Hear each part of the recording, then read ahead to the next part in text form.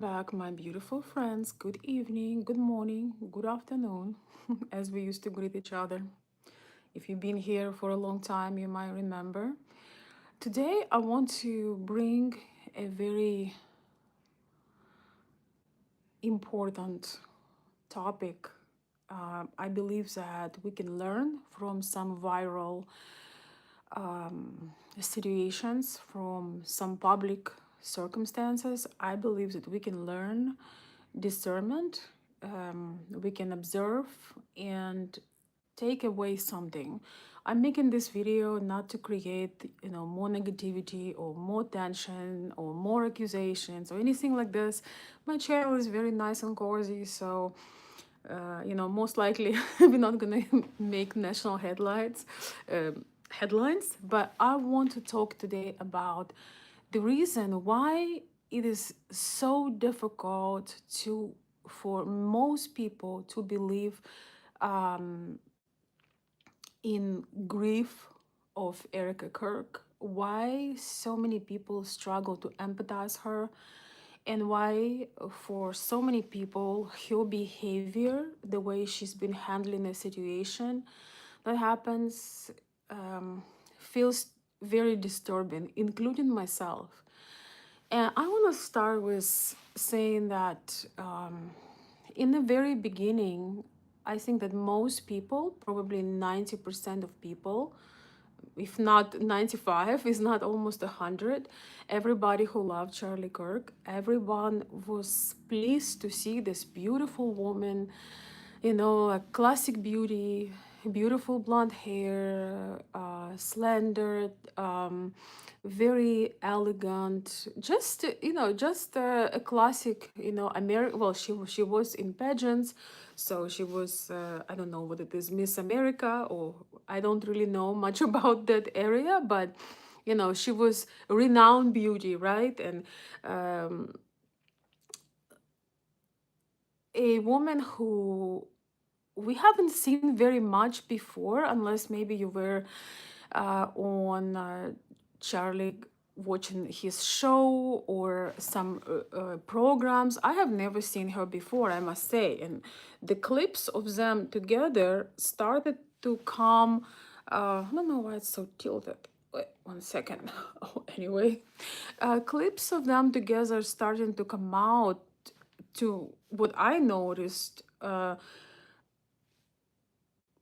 A lot more of clips of them together came out after what happened with Charlie Kirk on September 10th in 2025, after his life was brutally taken away, after that horrific thing that happened to him. The clips of both of them start to circulate, and we started to see more of their family, more of their relationship. And in a way, it was very bittersweet and very, very painful to see, a beautiful young couple with two beautiful children. I mean, it's just like ideal situation. It's just it was so beautiful. I honestly cried over it. I think many, many people who respected Charlie, who maybe loved Charlie, listened to him every day, or maybe just knew about him. But when you see the clips of a beautiful family, it's like ideal life,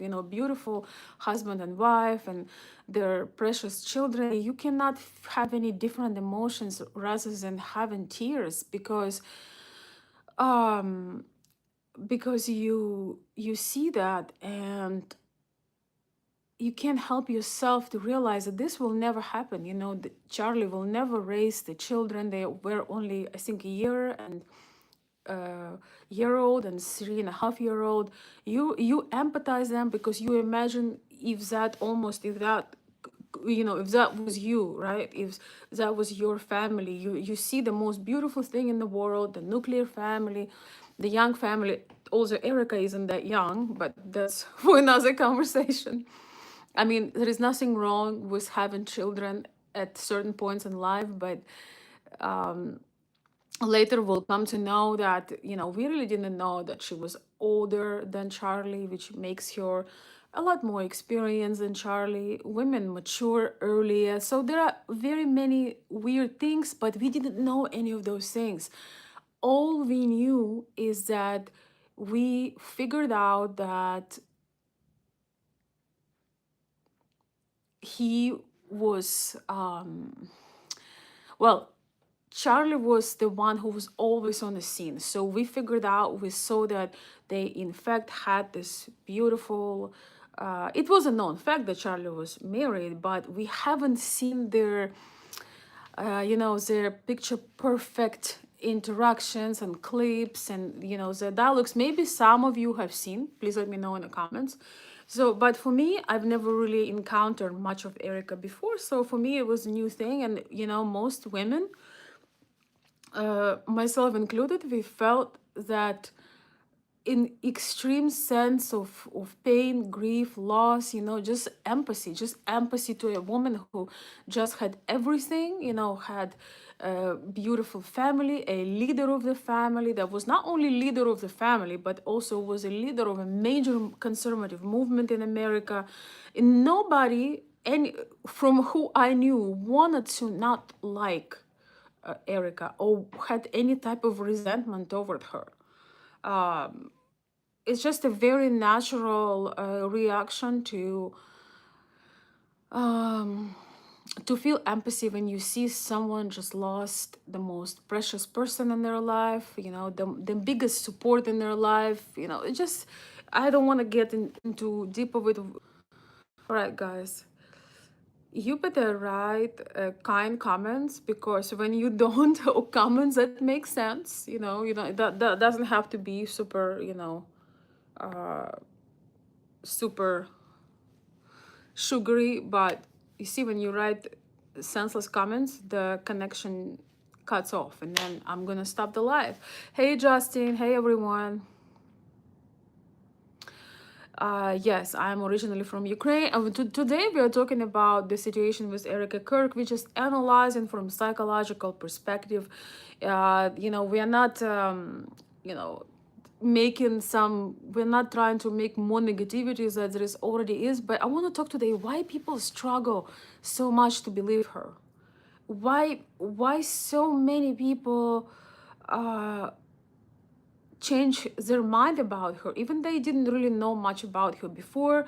At first they had so much empathy, and there was so much going on, so much emotions, but then they started kind of dissociate, and they start to like her less and less and less and less, and then she became pretty much, in many people mind, she's a top suspect, or at least person that knew something. And there are reasons for that. There are such a big reasons for it. I think, first of all, one of the first things that stands out to me is that it looks like that Erika Kirk skipped so many stages of grief. It's just like it was so fast to her. She very quickly, in 48 hours she was giving speeches. Then she immediately becoming the head of the organization. She becomes the president, the head of, or the big huge turning point USA organization that was her husband's. Even though usually when someone is in a states of shock and loss and pain, usually you cannot really think logically, you cannot think practically. You want somebody to have your back. So having this organization, having all these people, her supposedly her family, she called her TPUSA family, and they all happen to be men, you would think that they would say, don't worry about anything, just be with your kids. Don't worry, you take all the time you need. You don't owe anybody no speeches. You don't owe anybody to do anything, because we knew that Charlie Kirk believed in traditional values. That's what he stood for. He stood for traditional values. He always talked about women raising children. And even though he passed away, It's not like Erika didn't have enough to pay a mortgage, or she didn't have enough money to pay for her children's food. It's like he made sure he spent his time in such a way that he left enough for generations. He literally left enough for her to grieve as much as she wants, to be still a stay-at-home mom as much as she was. We know, as they were mentioning, that Charlie was gone. I don't know, I don't remember, 300 plus days a year. So she pretty much was with children a lot by herself. I don't know, they probably had help as well, I'm pretty sure. She doesn't strike me actually as a truly traditional woman, because if you look at her past, it looks like she was always trying to be in the spotlight. Before she met Charlie, at least. But anyway, so there is something very unsettling for her just wanting to, give the speeches, go to podcasts, organize these huge memorials that looked more as a show, that looked more as some wild show. And, here is one of the really disturbing things. It wasn't like it was some grandpa of age of 97 died peacefully in his sleep. This is a very complex situation that happened because Charlie Kirk's life was taken in a very mysterious circumstance, mysterious in a negative way, in a very suspicious, in a very scary, mortifying circumstance. Usually, when something like this happens, it's very hard to accept it. It's very hard to, you want to know that, you want to get the justice, you want to know the truth. Also, you feel guilt. That's one thing I've never seen from her. And if you ever lost anyone, please put one in a comment.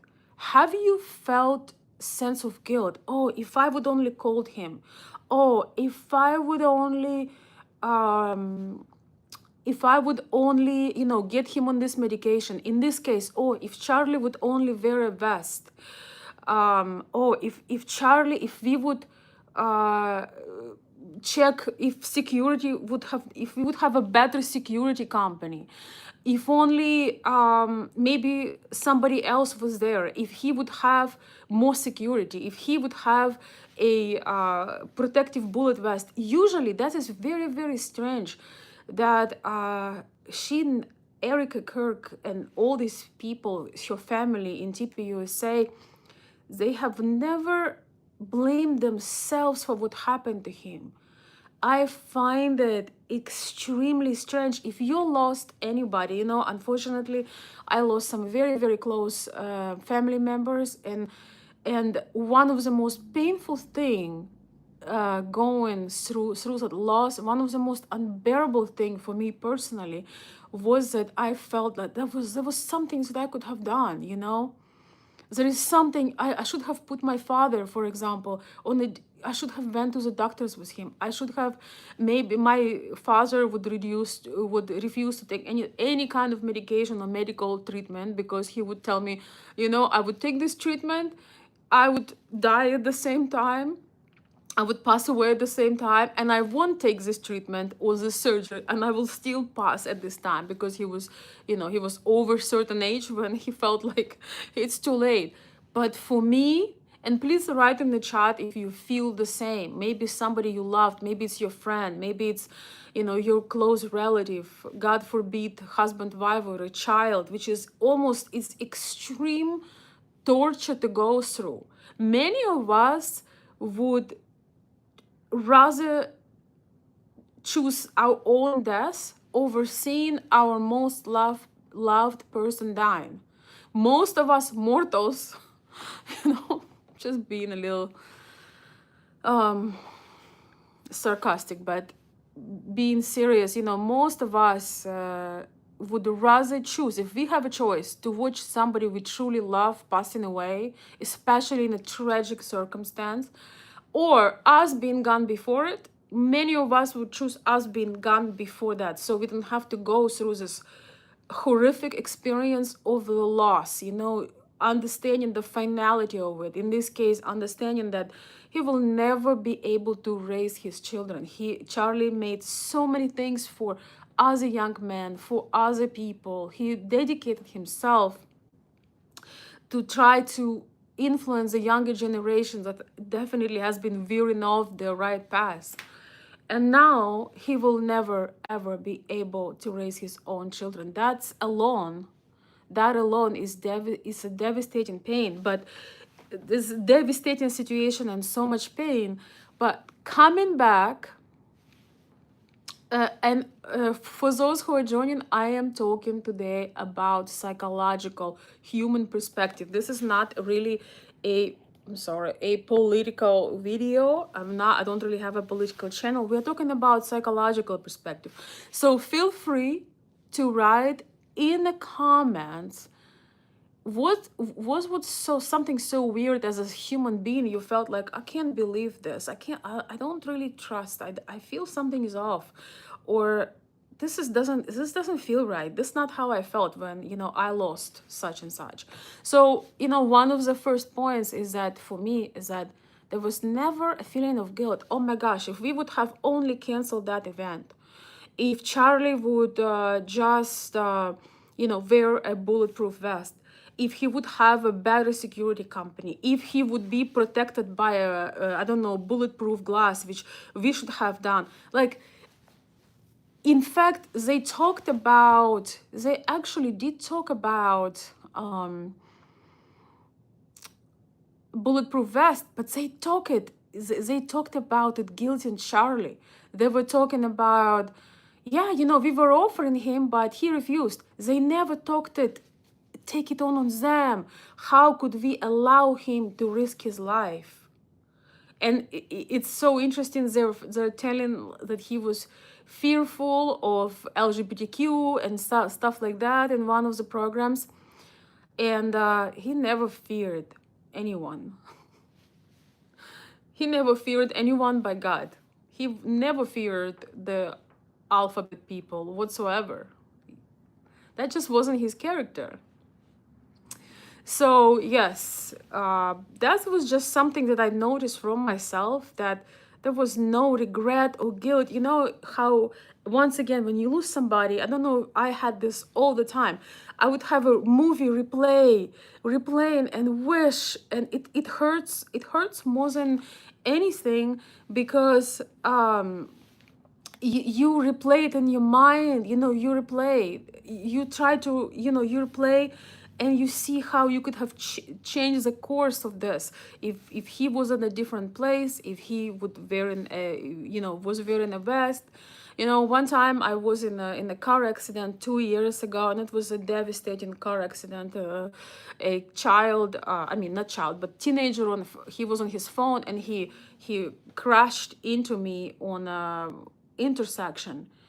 And I was also having other people in my car, and it was just so devastating, and it was so shocking. And I was thinking, I was blaming myself for going in that intersection. I was blaming myself, and I was just, you're trying to replay this, because I could have ended the life of a very precious person to me. And it was, when things like this happened, usually people it's like your emotions, everything is shattered. Like, if I have a beautiful chandelier hanging right now, if I unscrew I don't know why my phone keep ringing. Oh, this is better. If I unscrew the chandelier, it will be just thousands of pieces of glass. I feel that our psychology, our emotional beings, when something like this shocking, brutal, painful happens, we can't just put these pieces together and be in peace and wanting to celebrate and wanting to be, if you ever love somebody and something tragic happened to them, usually you don't want to be in public, you don't want to be in a spotlight, you don't want to give speeches, you don't want to put sequin suits, you don't want to wear white, you don't want to be with strangers, you want to be with your family, with your most loved ones, just to be in their presence. You blame, you cannot believe this, you think what could you have done differently. Like it's something that occupies your mind, especially when there is somebody is taken way before that time, somebody who was supposed to raise the children, somebody whose life was have so much, who achieved so much but had even more potential, somebody who potentially could have been a president of the United States. Not to mention, I think I almost think he was doing more than being a president, because he was actually working with people. He was actually paying attention to youth, which nobody is paying attention to.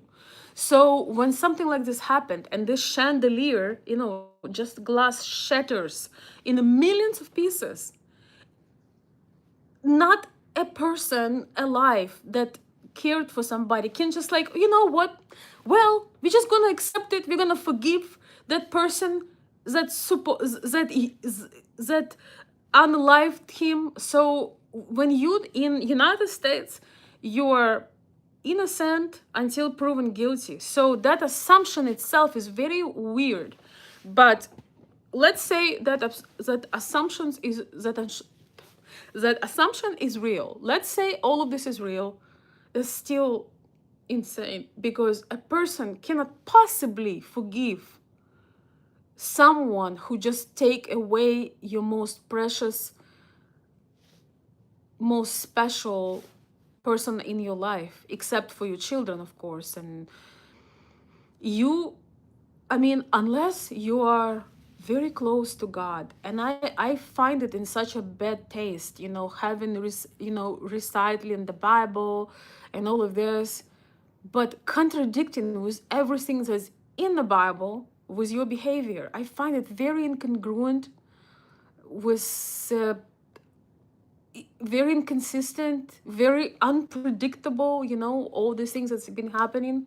And I think most people who are genuine and who ever loved and lost somebody just starting to be very suspicious, because the circles have been continuing. And we're gonna talk in more details. I want to acknowledge some comments. Thank you so much for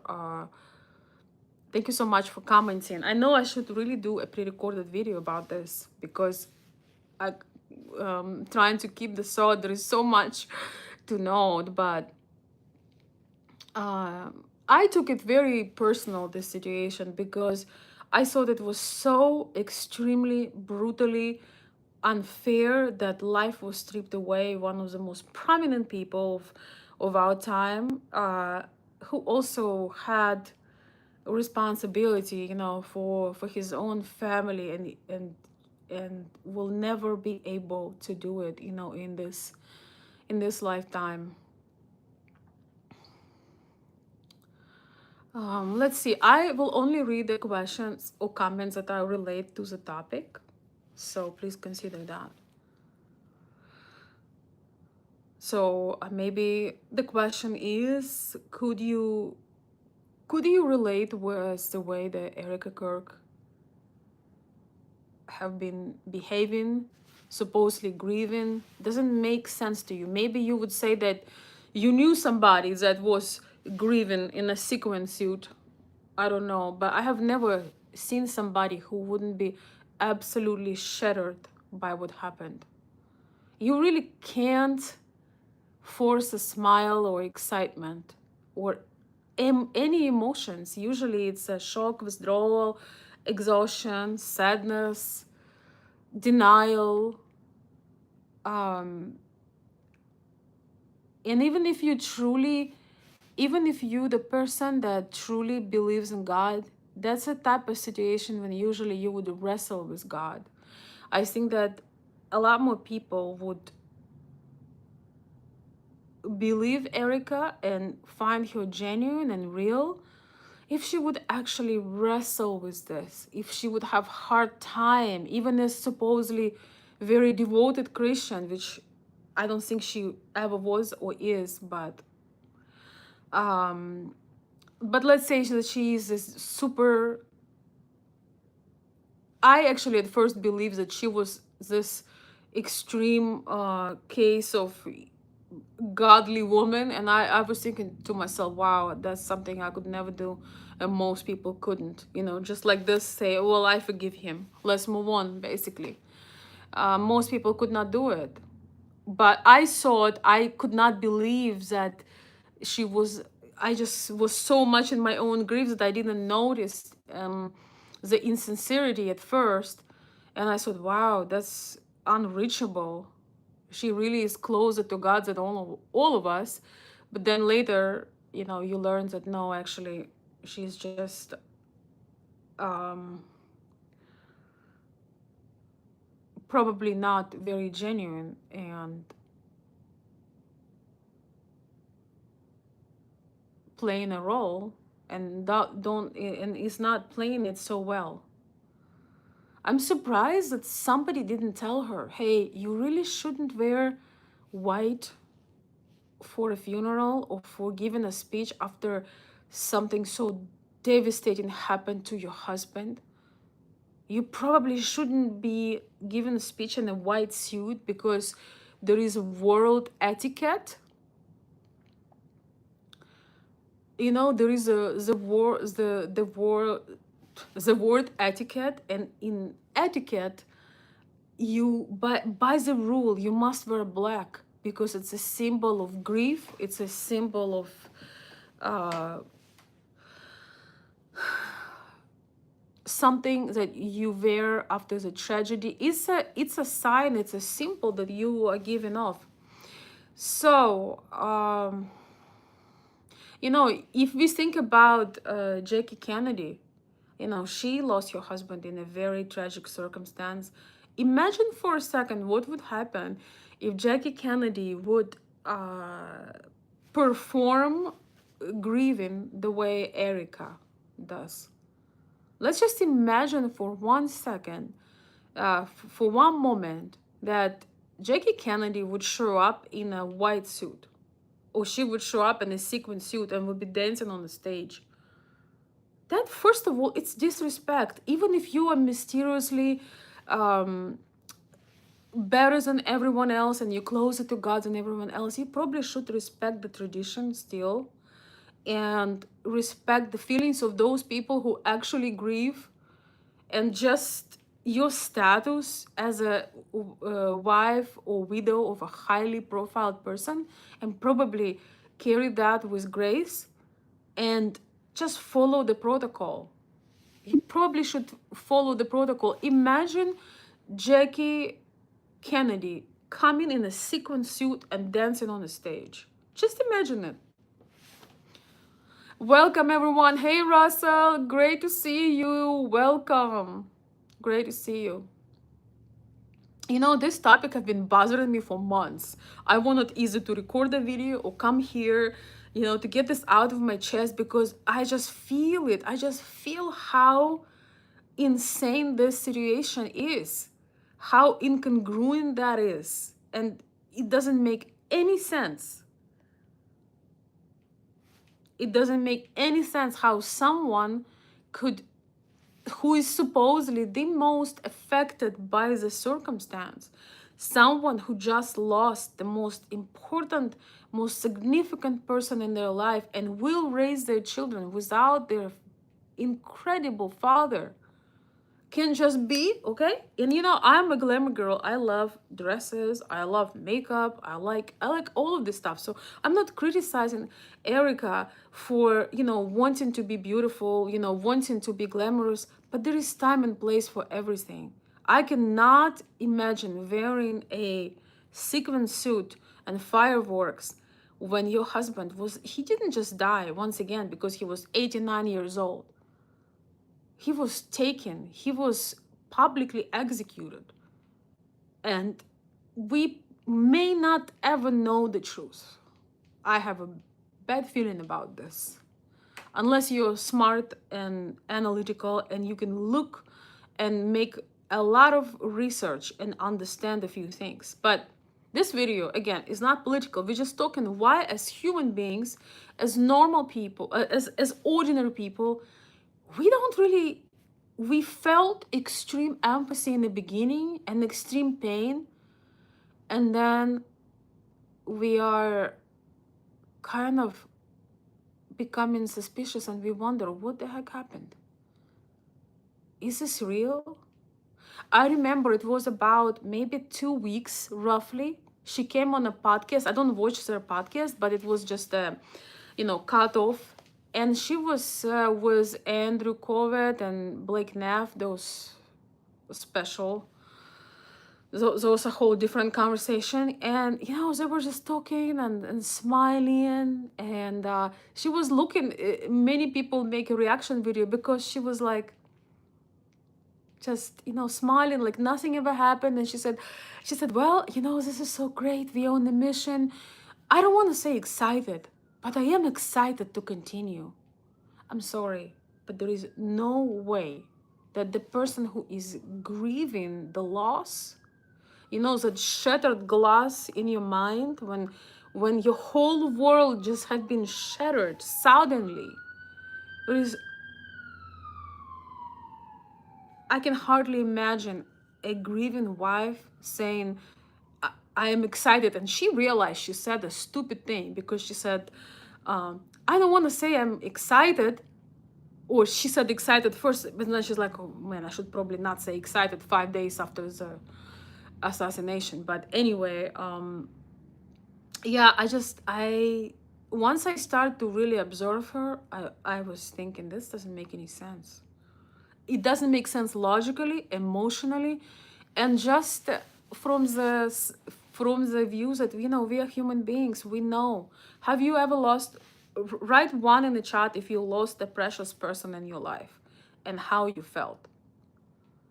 And even though some people may say, well, most ordinary people are not wives of prominent people like Charlie Kirk. But there is something that equalizes us all, whether you're rich, poor, your ethnicity, you are white, yellow, purple, black, Asian, I don't know, African American, Slavic. It doesn't matter your ethnicity, your background, your social status. When you lose a precious person, you don't have more tools to deal with the grief as the person that have millions and billions. Those tools cannot return the person back. That what makes us equal. When we truly lose someone who played key role in our life, and especially all the faith, and that supposedly the marriage was deeply rooted in faith and all of these things, all the depths of the commitment and devotion.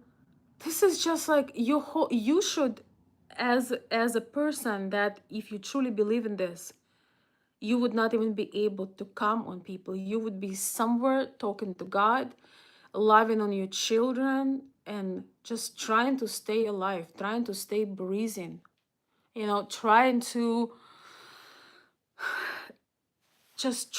accept this faith, and maybe wrestling with God, wrestling with this, not being able to find peace so fast, not jumping on a podcasts and shows and jumping on the stage. I understand now what they did. They milked the people's devastation of losing Charlie. They milked it into 275 thousand of new members, and I don't know how many thousands of merch. When Erika said that we pulled off an event of the century about what was supposed to be a memorial, I don't care how many sales you made, I don't care how many new sign-ins you have, but this is just simply immoral. That's why you shouldn't be doing it. You should not be capitalizing on people's loss. at least not in such way. And it's just that gave me chills when she said, you guys, you know, we pulled off an event of the century. I mean, if she would say, it's unbelievable how many people showed up, how many people love uh, our Charlie, how many people, you know, if that was more about his impact, the honor, the love, that would be a bit different than just being like, man, those that Charlie is dead, but man, that merch though, that merch. So I don't have, I can't even accept that this is even possible, and that there was somebody who didn't tell her, stop doing this, stop seeking attention. I almost feel like she wanted to, she thought that she would be the second Charlie, but that couldn't be further from the truth, and she will learn it.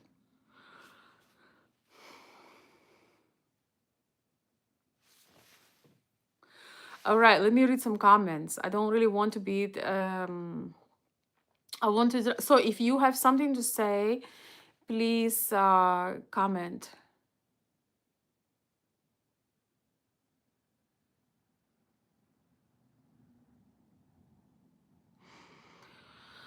Please comment on the topic. I will mostly read comments only on the topic, okay? So, and if you know me, I always support the conservative idea, and I believe in conservative ideas because we're already losing our culture, our morals. If we look at music at the United States, if we look at youth, if we look at everything at schools, we already losing the common sense. We losing the manners. We losing the class. You know, for many years I matched people, mostly American. Well, I helped American men to date Slavic women. That was something that I did very extensively on my channel.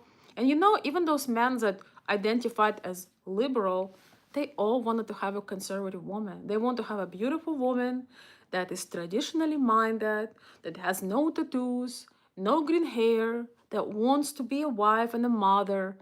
Everyone in their right mind, well, who want to have something better in this rotten society that we have in America right now, want someone who have some foundational beliefs and principles. So for me, it took me some time. It took, I don't remember how long it took for me to realize that Erika Kirk was not genuine, that she grieving so differently, that you start to realize that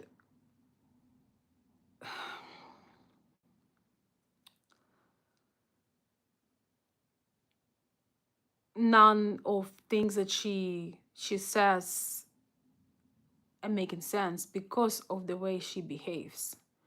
It's like she's saying one thing but does the opposite. Her behavior showed us that she's not honoring her husband's death, that she is trying to um, become the center of attention and want to dismiss all the tradition, all the etiquette, all the things that we're supposed to do.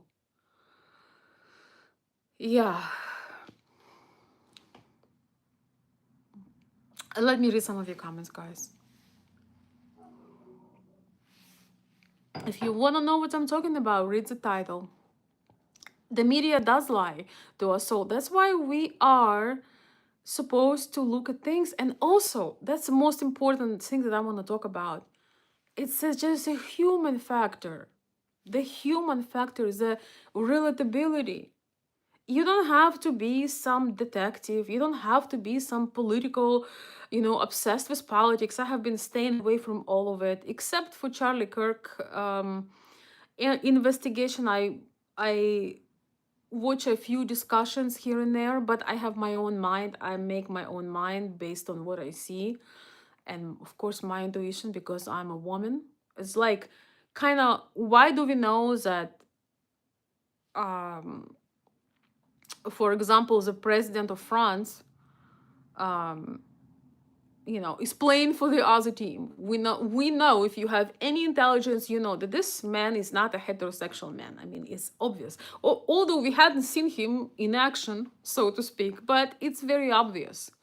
Same, it's starting to be for me with Erika Kirk, because I realized she crafted her whole personality to get Charlie, she planned it all. She reminds me of Meghan Markle. She targeted him. She found herself a match. She found herself a target, and she recrafted her entire personality to be able to get in his proximity, and she tried it many times.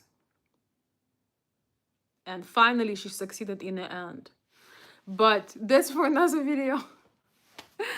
They want to divide people so they don't go after the elites. Yeah, that's true. But listen, yes, the power, people in power always want to divide people, because when you are divided, when you separate, when you're anxious, you're easily manipulated. When you're scared, when you're fearful, you're easily manipulated.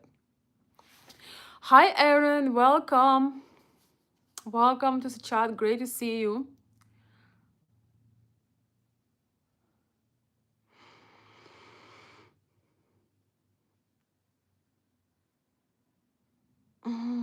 Yeah, I don't really want to talk about political aspects. I appreciate it, Aaron. There is you making good points, but I don't want to. I am talking today about the psychological, the human factor. Why can't we believe Erica? Why can't we empathize her? Where I was crying. Not only crying, I had to call my very best friend when these events were happening, and I had to cry on the phone together because I couldn't handle it.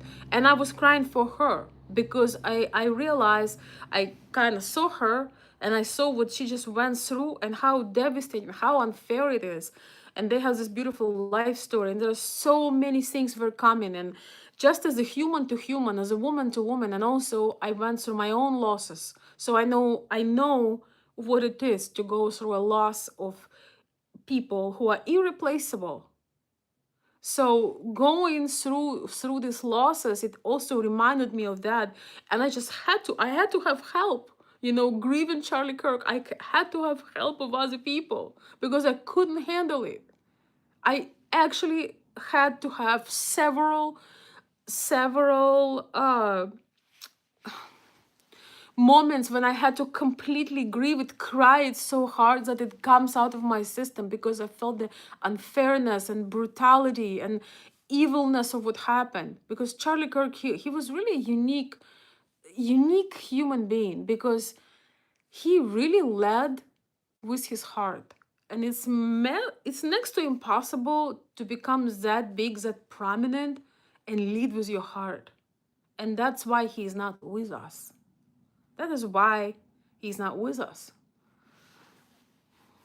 But I really don't want to make it about that. I want to make it about what is in us as humans, as human beings, that we couldn't relate. We could not. We start to suspect. Like, I was completely, again, open-hearted. I was thinking, how can you judge her? She is grieving. What are you talking about? And then she's jumping on the stage with JD Vance. She's wearing, like a club bar. Very inappropriate. The most inappropriate thing in the world is to wear a tight leather pants. These are the most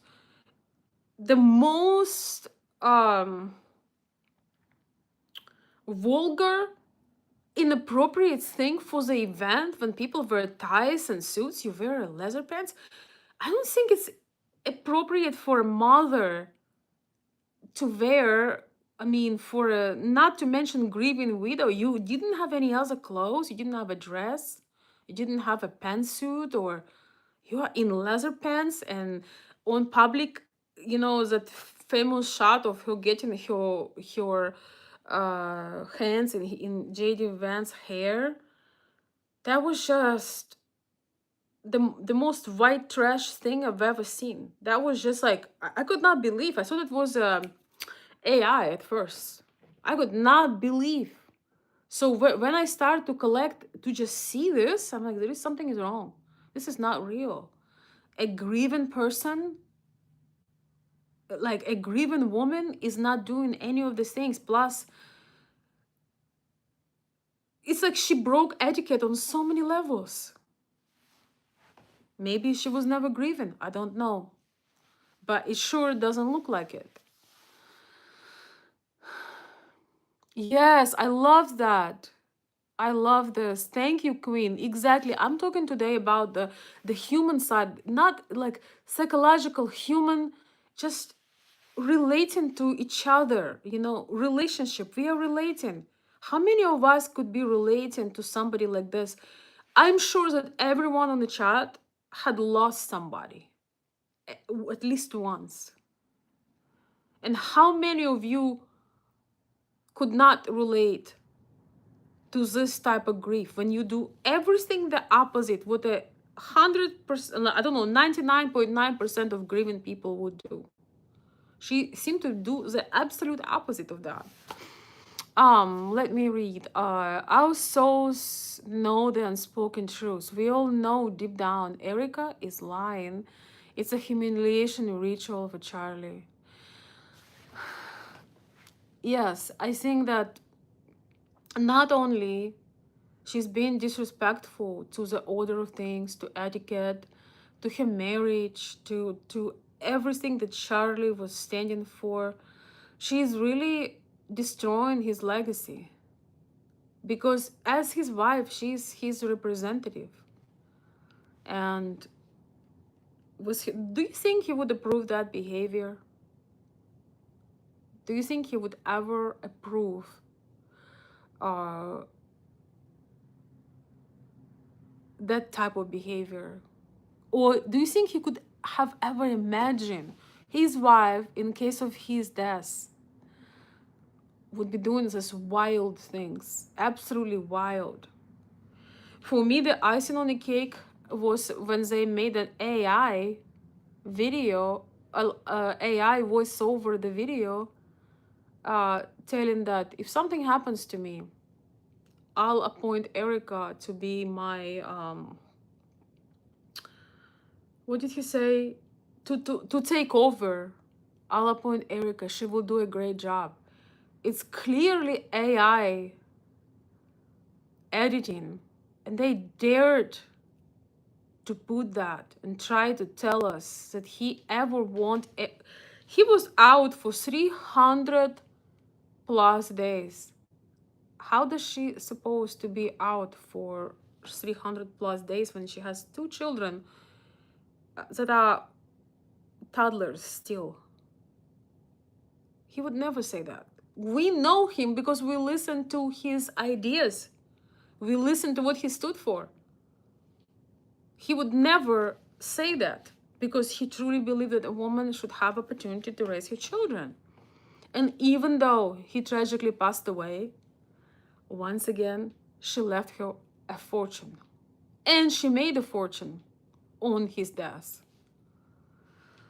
Oh my gosh.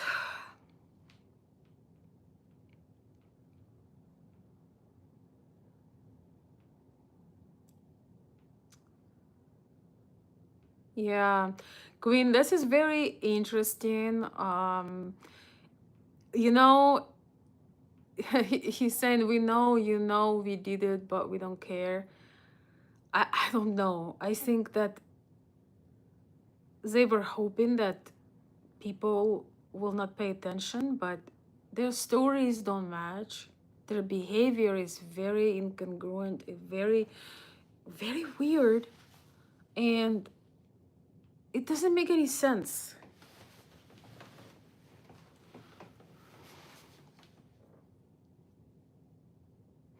She could not do of what Charlie could do. Yeah, she absolutely is not capable of what Charlie was doing ever. But I think she believes that she is Charlie the second. You know, Jackie Kennedy did not believe she will immediately become president and take over John Kennedy. She also didn't believe that she's John II. She did what a grieving widow does.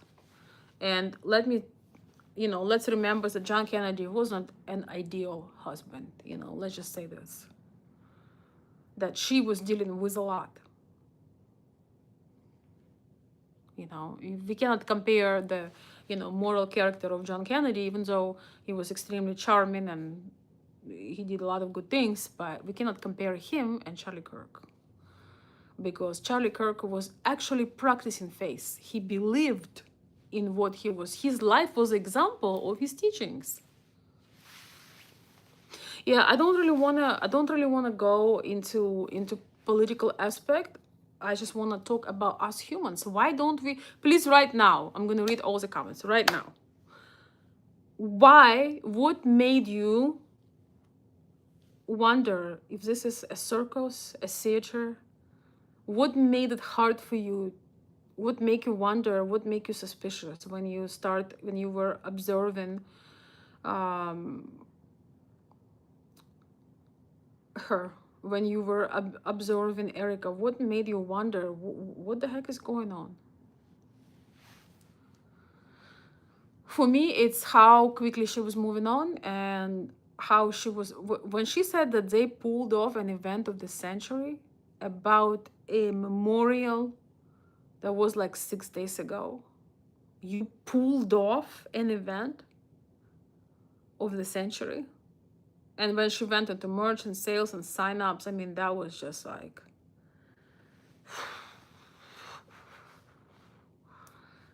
Imagine losing a child, a mother, a husband, somebody that is... You would... There is nothing. You would literally give your kidney. You would give implant, whatever you can give. You would lose half of your body to keep them alive, because you would give them your breast if you could.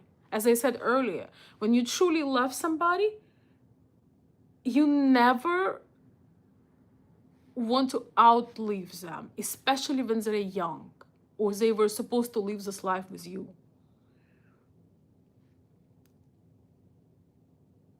You would rather, if you have somebody would say, hey, this is a choice, you will witness their death or you can pass away before. Especially when it comes to children, or even comes to somebody you love with your all of your existence, there is no material benefit that you would want. There is not a material benefit you want. You want this beating heart next to you. Thank you, Queen. I appreciate you. And I agree with you. This is just not the subject. If I ever open a political channel, we can talk about it. But I know where you're coming from, and thank you. I know these lives, there is a lot of random people that don't really, not ready for these discussions. But I just wanted to talk about this, and it was on my heart pretty much daily. I think that we can learn a lot from these viral public situations, so we can use some of this for our own lives, because there is so much gaslighting people, people that tell you one thing, they do the complete opposite. And I think that Erika Kirk is a gaslighter. She is a professional manipulator and gaslighter. It's like, you are all evil that you're judging me. There's something wrong with you, not me. I'm doing all the right things, she's so defensive. She's so defensive all the time because she knows people don't buy into her nonsense now. But it's funny because she made herself, I think her biggest mistake was that she became extremely unrelatable, even though she is trying to be very relatable. But she became extremely unrelatable because not a single person that had lost a loved one went out partying and celebrating and speaking and dressing up. When I lost somebody who played the most significant role in my life. I could not get up from bed. I could not put myself together. And another person who I loved very much told me, please, could you please get up and dress up? Please. Because I seeing you like this hurts me more. It's you just refuse to take care of yourself. You refuse, you can't forgive people. I had situations in my life when I blamed people that had nothing to do with what happened. I ruined some relationships, and I've how to say this, I retrieved that and apologized later because I was out of my mind. You are irrational, you are not thinking straight, you suspect everyone, you feel like you cannot forgive these people that they don't have that person, that they not grieving that person, that they did not know that person. You look at all these people and the world feels empty. You know, you look at all your friends, acquaintances, and when you lose somebody who was really dear to you, you cannot stand even, you becoming a crazy person for at least a moment. It's very disturbing. It is very, very disturbing to see somebody just like, I forgive, let's go, let's move on, let's party, let's dance, you know. It's just like, they really didn't think it's true. They did not think that's true, that people won't really buy into it, especially conservative people. Exactly. I lost pieces of myself when I lost people I loved. Exactly. It's just such an immense pain that you're considering taking your own life sometimes. Because you are unprepared. It's like somebody just stabs you with a knife, and or somebody is punching you in the gut and you're trying to take a breath and then punching you again and again and again. It's unbearable. It's unbearable for most people. But for a moment I thought, wow, she must be so close to God that she has this, you know, she ascended so high, because I was so much in my grief over this. He probably was the first public person that I truly deeply grieved over. And I know there are many thousands and hundreds of thousands and millions of people who grieved Charlie like it was their brother, because of what he had done for humanity, because of what a wonderful person he was. So I didn't see, you know, when you have tears in your eyes, it's blurry, it's foggy. So it took me, I don't remember, maybe a month to see through that. 3 weeks maybe. Yeah, we lose pieces of ourselves when we lose people that we truly love. There is nothing to be excited. You don't feel excited. You feel that every day you can't get up, you can't function. Your mind is a fog, you feel guilt, you're blaming yourself. How many of us, again, blamed ourselves? Oh, if I would only call him. Oh, if I would only cancel that event. Oh, if he would only wear a bulletproof vest. Oh, if he had, as I said, like protective glass. Only, like you just keep your brain trying to pick up the shattered glass. You know, that glass, like I said, if, you know, chandelier falls and all this, you trying to pick up the shattered glass and do something, and you can't. You know, you trying to like put these pieces together so your mind can compartmentalize it, can like put it in a box, and you can't do it. You can't do it because of the extreme complexity of this. I'm so passionate about this. I really hope you don't mind me saying all these aspects, but it's just like, they really think we are that stupid. And I'm even talking about people who understand zero in politics. Let's say it's beside politics, it's about human beings. It's just about human relationships. She made herself, I think your biggest mistake is that she made herself the most unrelatable person. The most unrelatable.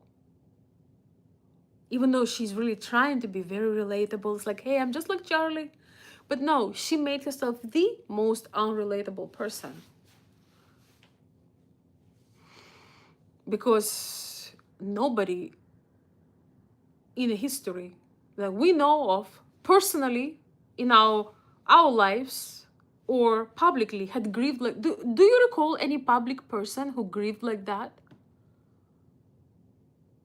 I don't really, I mean, I don't watch TV, I don't even have TV, but I don't remember. I studied history, I studied political science, I studied multiple things, but I don't remember any person in history who would grieve like that.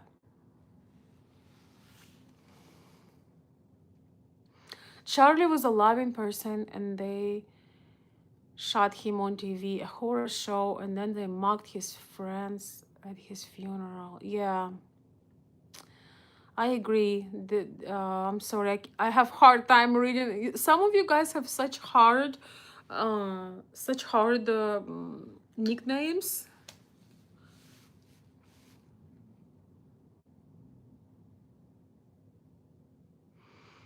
Somebody says, I'm going into a 36-hour shift at ER. Wish me luck. I hope that you will save and help those who will need help. Definitely wishing you luck.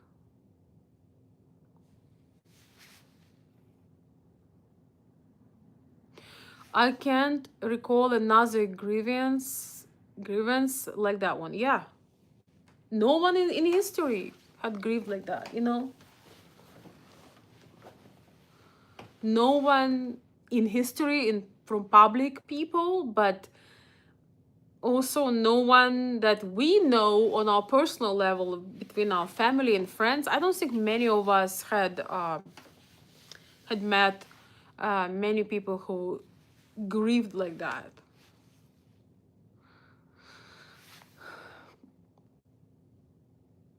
Yeah, but Charlie was a very loving person, and you know something about his legacy is that he treated everyone so well, even if the person was a complete opposite, contrary to his beliefs. He would always be kind, which I couldn't say about myself. So uh, I'm learning from him. That's something that I promised myself, that I will be a lot more tolerant and don't go into rabbit holes with people who feel different, and just be respectful. Even though usually people who are different, they usually attack me. Sometimes at parties, or I go out to see friends because they know my beliefs, and sometimes they just start shooting bullets because I have certain foundational beliefs and I don't support this mess we have right now. But I'm learning to just like, okay, you kind of let them to um, get drowned by their own ideas. But at the same time, um, I do think it's important to be kind when you can, not to be a pushover, not to be a doormat, but to be kind, not to wish people evil, or not to wish people something bad just because they have different beliefs, which most people do. Not, maybe not most, but many. Let me read some more comments.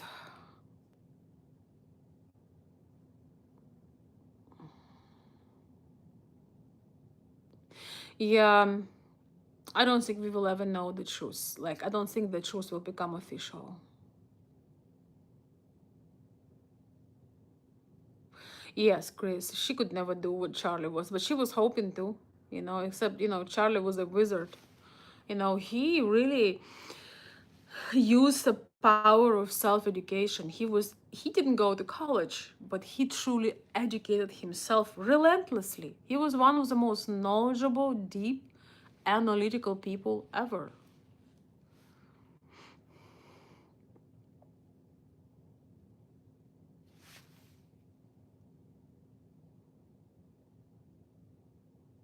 The world has already judged that, rightly or wrongly. How does this impact your life? It does impact my life. very directly, because I want to live in a country that doesn't delete people because they stand for certain principles. You know, some of us have children, some of us not only thinking about ourselves, but we are thinking of the future. And now, all those children, all those debates, I mean, who is gonna do those debates? Who is gonna do? There is none, there is not another one. You know, I was blessed to see Charlie Kirk live. We had the TPUSA event. It was so beautiful, you know, so positively charged. And he risked it to do in the most liberal, woke, in the most insanely liberal part of the state. You know, it was downtown Detroit, and the turnout was insane. I got to see a lot of people live, and I saw Charlie Kirk, but I didn't know enough about him, and I never knew that was the last time.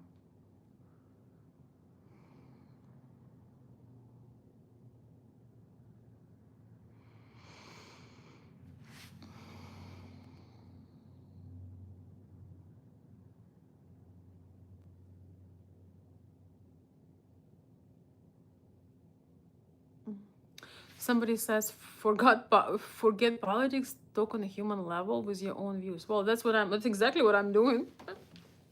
I said we're not gonna do going into like political points. We're just talking as human beings, and I don't say any other views. This is my channel, so what is the point for me to try to copy someone else's news when I have my own mind?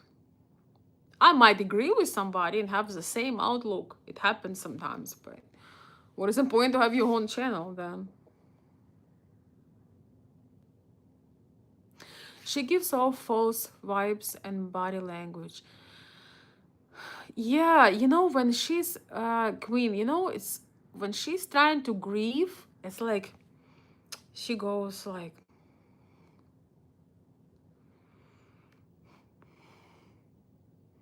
like she has a whole, like she has several like range of emotions she goes through when she finally excess grief, you know, sadness, that devastating moment when she was with the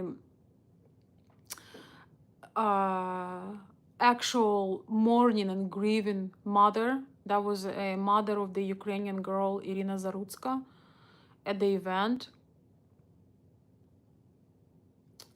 She Irina's mother didn't have to go through a range of emotions and, you know, sad, happy, smiling, tears. Like she didn't have to do all this.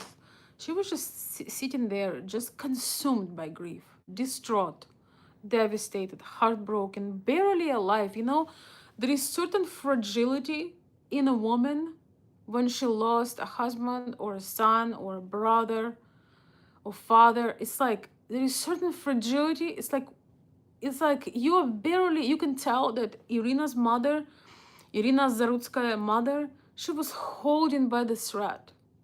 She was barely there.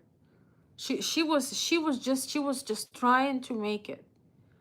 She didn't need to explain that she grieves differently. You can look at this woman and just see that she just struck by grief. That she is she went through hell on earth, losing her daughter to that monster on a subway. She didn't have to explain, or she didn't grieve differently. She grieved like everyone else is grieving. You just feel like somebody stabbed a knife in your heart and you're supposed to live like this now. By the way, Charlie Kirk was one of the first one that called out that crime on a train. And well, as he always stood for the right thing. But I agree with you about this. She really have this weird, when she needs to, it's like she's an actress and she needs to call off the right appearance, you know, like, okay, I need to grieve now.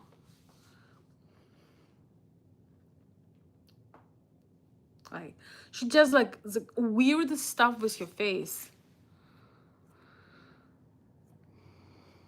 which you don't really perform grief. I was talking to someone recently, and I heard a piece of her conversation. She was on some event, and she said, well, there is actually, she said, Erika Kirk said, I've actually researched. Oh, no. It's actually, there is no blueprint to grief because I researched other widows. There is no blueprint. That was so weird and so telling because when you are grieving, you don't need to research how to grieve right. You don't need to research it. You might research how to survive the pain. You might research how do I how do I live? What can I do to function? How do I get up from bed? How I don't fail my children? How do I pray? How do I make it? How do I live? How I stay alive for a couple hours? How do I keep breathing air? What do I do? How do I not end my own life? What to do? But you don't need to research how to grieve. That's but she did research other widows. So now she discovered there is no blueprint how to grieve because she researched. That was so telling. I mean, I think she really not that intelligent because she should have never said that. I mean, I don't know. I think she's kind of embodying every stage of her life. She's embodying a character that matching that stage, and she does it pretty emotionlessly. She's like, okay, I'm crafting this personality now. Because I looked a little bit in her past, there were some interesting videos, and it looks like each time she appears like a different person. So, but yes, I thought it was pretty weird. She could have looked up the etiquette for a widow of highly profiled husband, somebody who have a lot of prominence and influence. That would make more sense. So you respect the etiquette when you are, close to the president, when you're on top of the top. It wouldn't be that crazy if she would say, I really don't know what to do. I'm so emotional. I don't understand what I'm doing. I don't want to offend anyone. I want to follow uh, the rules. And I've been researching the etiquette because I've never imagined I'll be in this situation. I want to represent my husband who is in a better world now. I want to represent him the right way. I want to be respectful to everyone who went through these laws. I want to be respectful in my role as a widow. So I need help. I don't know. I need help. I want to be respectful. But she never researched that. She showed up in leather pants and a bunch of other inappropriate outfits and even more incongruent behavior. But she's researching how other widows had grieved, and there is no blueprint. So she's good.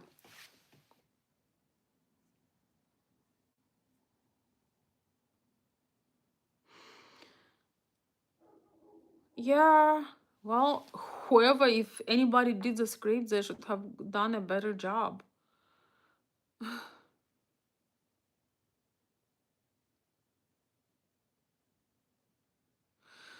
What are your thoughts on Candace Owens' theories and speculation Erica's role, potential accessory of Charles death? If I answer that, that would be super political. I don't. Candace is a very intense person. She's very intense, and I know she's very polarizing person. One thing I can tell about her, I can tell she's actually grieving Charlie. Yes, she's definitely gaining a lot of popularity and all of these things, and financially as well because of this. But I see that, besides, we're not gonna go in the theories, and I said I'm trying not to make this political, but I can see, I may or may not be her fan, but I can see that she is grieving truly the loss of Charlie. I haven't watched her movie yet, but she made a movie to my friend Charlie Kirk. I feel like if I watch it, I'm gonna cry the whole hour or 2 hours because that's gonna be heartbreaking. But she actually made a personal. Did I get a gift? Thank you so much. Thank you so much for the little gift. I appreciate that. Really appreciate it. Thank you, Madhu. Thank you. Um, Something about Candace, she made a movie about a friend. Erika Kirk never made a movie about her husband. She never made a videos, home videos, documentaries, putting a beautiful tribute to her husband. She made it about herself. She made it about the organization. She made it about the mission and leadership. She never made it about Charlie as her husband and father of her kids. She never put a tribute, beautiful movie, taking the pictures, the videos, make it in a movie. I know that Candace made a beautiful movie, and I will watch it at some point. I just was super fragile. That was really what happened to Charlie. Kind of broke my faith in humanity. I'll be honest. You know, you know what I mean by that. And together, with a war in my native country and the devastation, the brutality of that war, is the atrocities of it. That's been really, really a very heavy things to have, on your heart. So I haven't watched the documentary, but I will watch it because it's about Charlie as a human, as a friend. Thank you so much for another gift. Thank you, Madhu. You are so sweet. I appreciate your generosity. Thank you. All right. I think I said more than I was going to say. I really need to make a video about this, like a regular video, but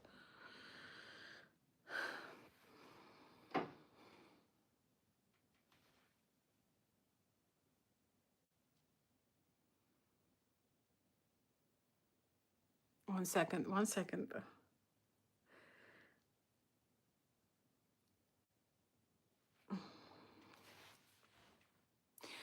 Um, let's see, I'm gonna read some more comments. So feel free to write some comments, thoughts. Maybe I missed it. I'm sorry that I missed so many thoughts. But it's just very hard to speak and read and try to not lose your train of thought. It's not easy. Yeah, so I don't really want to talk about anybody. As I said, this is not political. We're talking about human perspective. Oh, thank you so much. Thank you. I appreciate it. Somebody sent me something on a cash app, but I cannot see it. One second. I'll open it here. Oh, thank you so much. I appreciate that. Thank you, David. Thank you so much for the super chat. I guess super for the cash app. Thank you so much. I appreciate you. You always support when you can.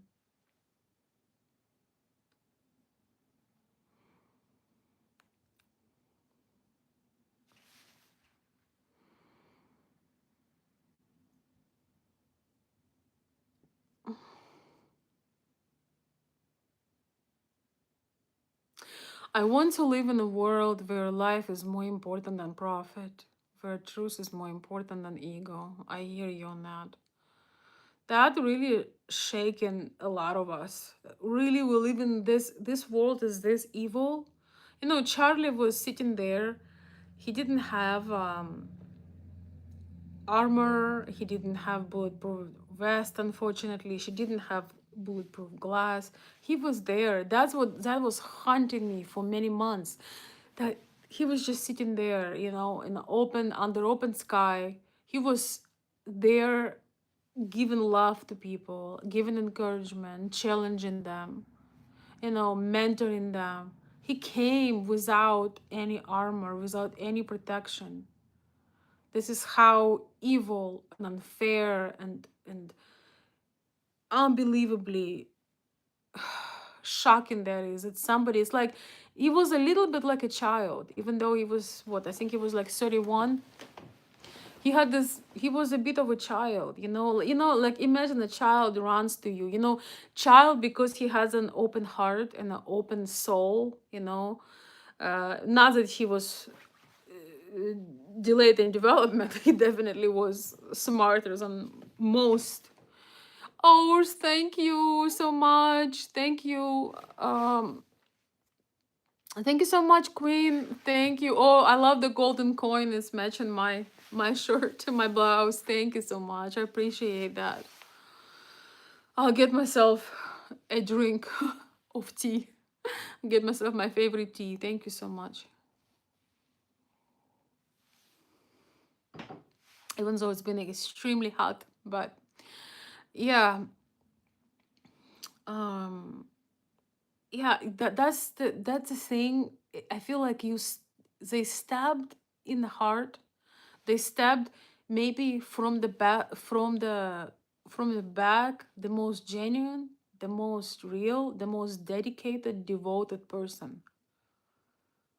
That was haunting me because, you know, he was trusting the people, he was trusting his security. It was his passion project. It wasn't just, he truly led with his heart. It's like he didn't come with suspicions, he didn't come with like bunch of, you know, too many bodyguards. He just had this useless security, which, by the way, what type of wife doesn't fire the security that failed the most important assignment?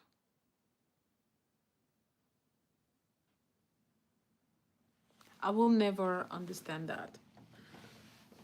What type of a woman keeps the security that failed to do the very assignment they were hired for?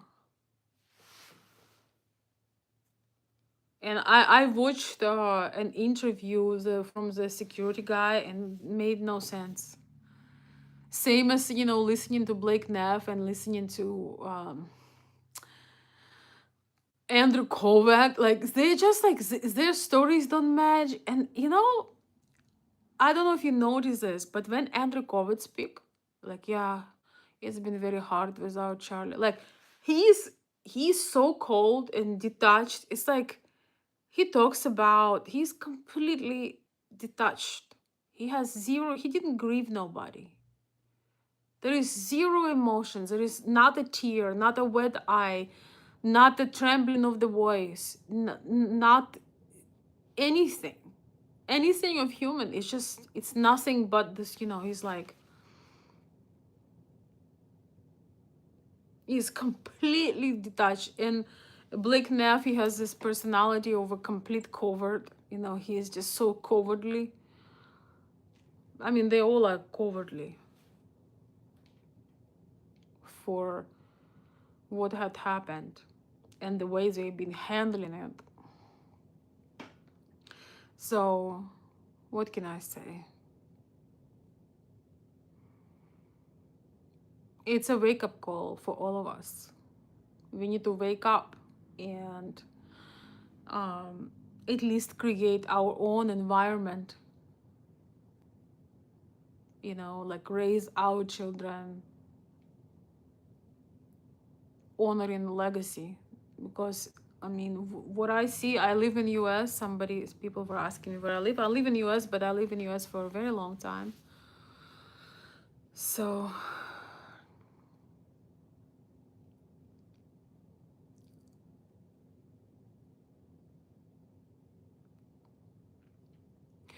I don't know if I'm gonna be doing a lot of lives or I'm going to start doing pre-recorded videos because, you know, of all this mess, and you know, you give so much time and effort. You know, well, effort maybe it's not that hard to put the camera on, but effort in terms of, you know, you put your energy, you connect, but there is so many insane people, so you know, it's kind of sometimes I wonder if it does any good. But at the same time, when I don't go live, I really miss it because people reach out to me and they tell me that they enjoy the lives a lot. And some people, you know, support the channel, they want me to come. So I will think about how much I will put into lives. Please don't give any attention to people who get government checks. You know, I find the best thing is just to ignore like they don't exist. Also, rude people, not gonna get any reaction. Thank you so much for supporting, David. Thank you. Thank you again. I can see that you sent something on my Cash App. 1 second. 1 second. I'll read the message. I have it on my other device. Veronica, thank you for coming out. I appreciate your time and effort. Thank you. Thank you so much. I really appreciate it. Thank you. And thank you guys for the virtual gifts. Thank you, Queen. Thank you. Another person, I'm sorry, I can never read your names. I'm so boring. I always usually just put my name, my actual name.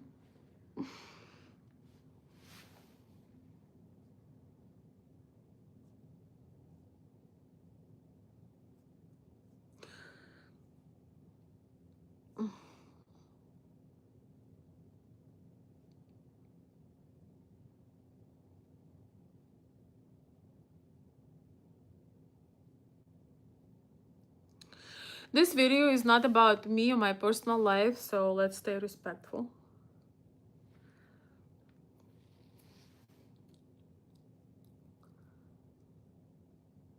What do you do in your spare time? Oh my goodness. Avoid people.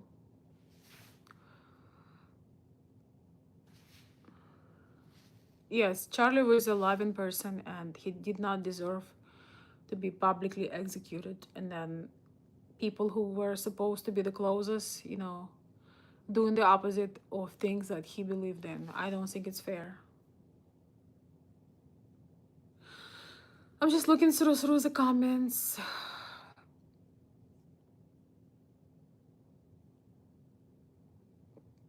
Don't put people on a pedestal, my dear. Most people are not good. You know, there are people who deserve to be on pedestal because they earned their way to be there. And there are very few. But some people deserve to be honored because they put their entire life to be on that pedestal, and they did not do that because they wanted to be on pedestal. They did that because they couldn't do it any other way. And I think the very least we could do is to honor the legacy and to give respect.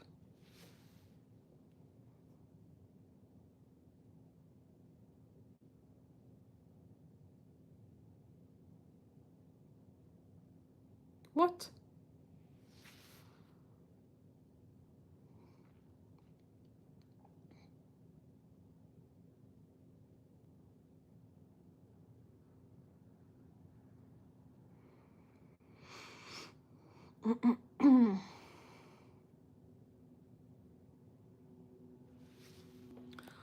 Okay.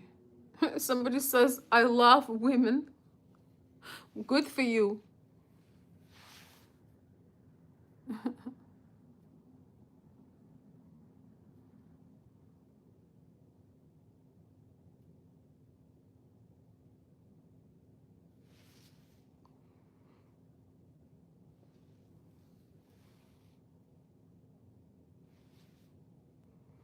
I'm just looking through the comments.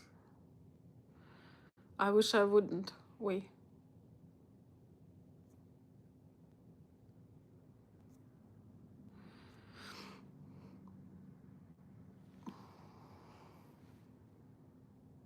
Thank you, Queen. Thank you so much.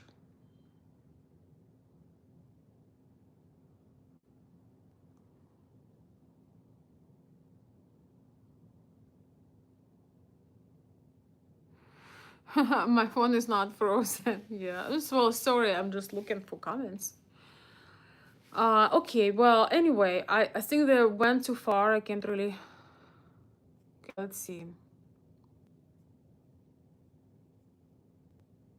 Nate, I'm so sorry you were writing. I'm sorry I didn't. You usually write such. I don't know if you're still here, probably not. But if you're watching later, I appreciate your comments. I think she thought about the possibility of this moment coming for a long time. Yes. Nate, I'm sorry I didn't read that. Yes. I think she forgot to grieve or perform grieving because she was too excited. I think she was waiting for it too.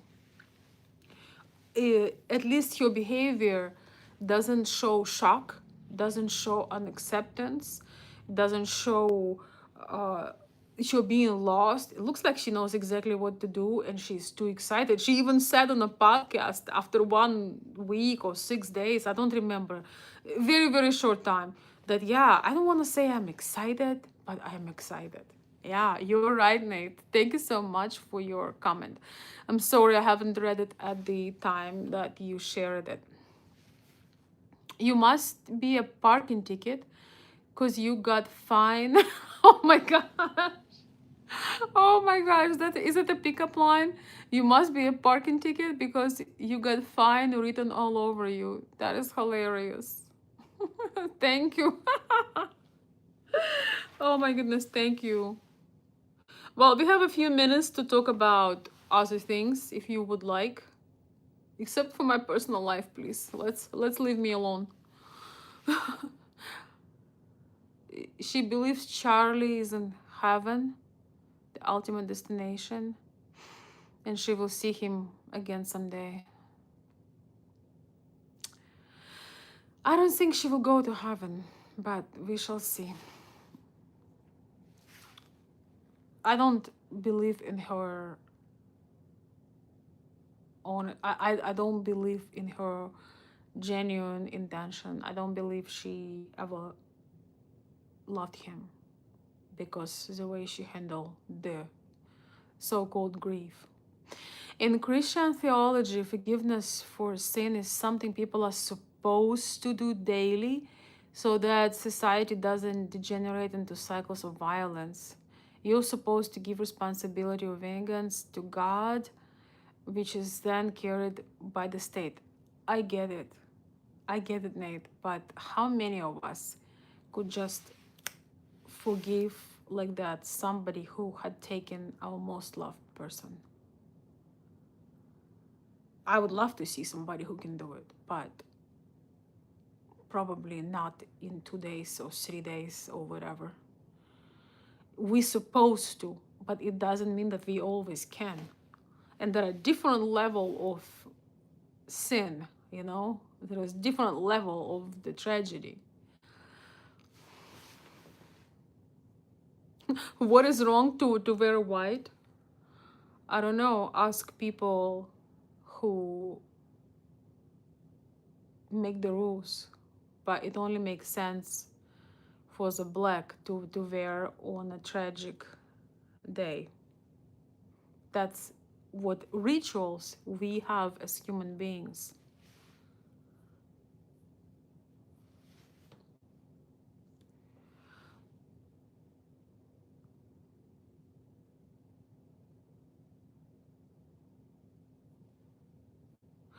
The Goldberg fireworks are potentially bad optics. I think there was a thought at the time to use a coverage as a launching point for the movement rather than being solemn and appearing defeated. Yes, you're right about that. They wanted to show like, oh, you thought you removed our leader, you thought we are going to disappear, but no, we're gonna be stronger than ever, you know. I get it what they were trying to do, but I still find it extremely distasteful because you don't really put fireworks. Maybe not so soon, maybe, I don't know, sometime later, when this movement achieves some new milestones. You want to do it like a week or 12 days or however long after this horrific event. I find it distasteful, but yes, they were trying to say that everybody is so excited because they will support the movement and give their life for the movement, and they will never lose and they will become even bigger, because they were implying that the enemy took his life. But we don't know who's it, or maybe we do kind of have an idea that the enemy was not necessarily the one that they are trying so passionately, so they are so obsessed with pointing out they found an enemy, and then they want us all to believe in this enemy where we don't know. It's so interesting. I don't really watch the trial, but I watch a few things where some conservatives are coming out and they are like, yeah, there is so much evidence, so overwhelming evidence, evidence, evidence, evidence. It looks like they're so interested for the enemy to be this particular person. And my question is, why do you care who will be proven guilty? Why do you care? It doesn't matter. Why do you care so much? As long as that's the right person, why do you want this person necessarily to be responsible? Maybe it's somebody completely different. Why are you trying to control the outcome? Why do you so much want this particular person to be found guilty and nobody else? Why? Maybe it's somebody completely different. You should be wanting justice, not some particular person being accused in this. Thank you so much for your comments, Nate. They're always so thoughtful, and I'm sorry if you left already.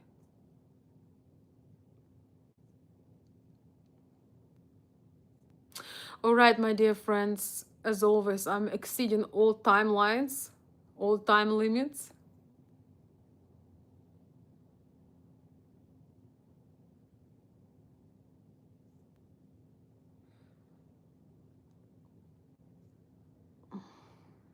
Thank you so much, Queen, for the kind words. Thank you, Dave in Harvard. Thank you for your compliment. I appreciate that.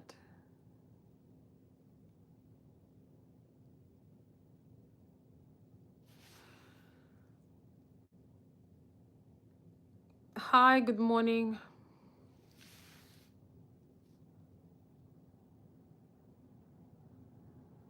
All right. All right, guys. We are exceeding every timeline today, but thank you so much for joining. Maybe I will make like a dedicated video with some editing, because there are, it's so nice to actually show some visuals, but I'm sure most of them, or most of you, have seen those. I just want to practice my lives. I love doing lives, and the reason why I wanted to talk about this today is that we can learn a lot from these public situations. We can learn a lot. And let's remember to use our discernment. Let's use our own mind, logic, and heart. Just because somebody is actively, forcing an idea into us, it doesn't mean we should just blindly agree to it. Right? Thank you so much for everybody who contributed positively to this live stream. I appreciate you. I'm gonna start making a regular live stream that are horizontal. So if you would love to be here again, if you would like to contribute again, consider subscribing and put your notification button on. So you can be notified, because if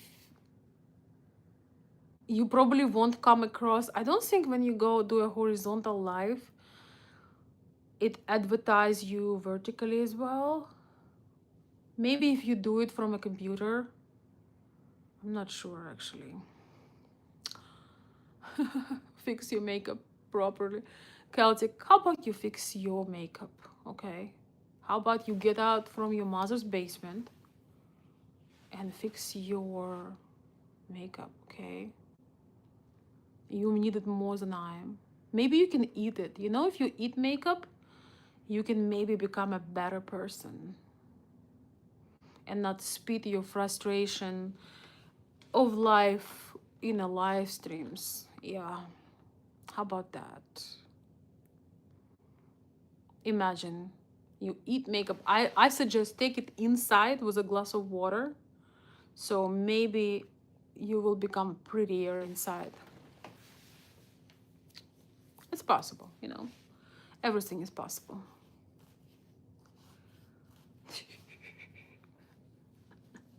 I just like homosexual men on my live streams. It's always so obvious. I notice a straight man never makes comments like that. So just speaking from experience. KZ, where the heck you were? Where the heck you were this entire live stream? You're gonna get fired. I've been live for 95 minutes and you come in on 96.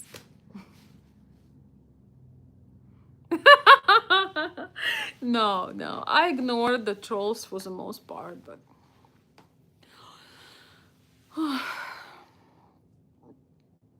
Celtic, most gay men need makeup, so I don't think you're the exception. Just try it. Try it for once, you know, try it. See if it's, you know, accentuate your features. I'm just messing with you, Casey. Like I can never announce my life because you already know. Like the moment I announce a live stream, uh, I cannot go live. But maybe it will change one day. I don't know. I really wish you were here through this whole discussion, but I'm looking forward to your comments if you have time.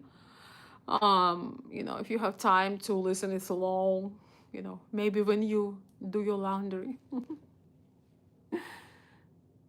I always like Veronica Olsen. Like, thank you, Gizzy. You're one of my besties. You know that. By the way, how can I contact you? You can write me, can you send me a message on the coffee site? I still have it. I'm gonna start working on it. I wanna post some things there. So I want to send you some links. So I want to, tell you that I'm coming live. Maybe I can send you. I have a couple of people I send a personal message that I'm going live. So I understand you may not be always able to join, but that's not the point. The point is sometimes I want to share. I don't know how to find you because I don't have you anywhere. So please write me on coffee site if you still have it. I have a teenage son and 20-year-old daughter. So, okay, if you have a 20-year-old daughter, remember that I'm also someone's daughter, okay?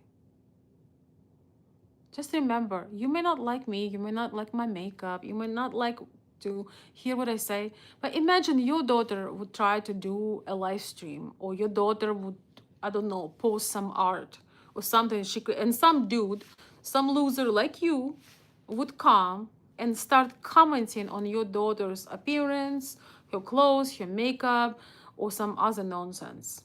How would you feel? Especially if you have, I don't care because I'm not a teenager. I don't care. I'm irritated, but it's not something that is going to hurt me. But there are people that would get hurt and they will not go live again. They will not try that endeavors they want to try. They will be holding themselves back because some loser will come and try to criticize them. So, if you have a daughter, just think about it. Would your daughter be proud seeing you on a live stream try to hurt a woman just like she is? Because remember, as I said, I'm someone's daughter too. not only daughter. I have men in my life that you don't ever want to meet. Trust me. You don't ever want to meet certain people in my life. You just don't want to meet them. What? No, no, my coffee site isn't hacked. Nothing is hacked. It's all fixed. God willing. Oh my gosh. That was the one of the most painful days in my life when that happened. But yeah, no, I'm fully restored. I was able to prove, and I put some extra security measures. But they tried to do it again and again and again. It was awful. They did it one more time, but then I got some special things. So thank you. No, no, all is well. Yes. So please write me on my email too, like either coffee or email, or so I can contact you. I can give you some links, and you can share things. Send me a picture, so I know how you look like. Because you have been with me forever, and I appreciate that. And also thank you so much for, supporting the channel in all the different ways. I really appreciate it. I really do appreciate it. Thank you. Especially for so long, like when you on someone's channel for so long, you need to really love them, or like something about them, so that they don't get on your nerves. Yeah. I am pretty loyal too. Usually people that I like them for eternity. I'm very loyal to those people that I appreciate almost too much sometimes. Oh my gosh. Really? Yes, it's probably was it 2016? Veronica, I remember you from a decade ago. You haven't aged a bit. I wonder what God made in you. Thank you. I think that it's just, for me, it's just probably love, because I generate love inside of me and joy.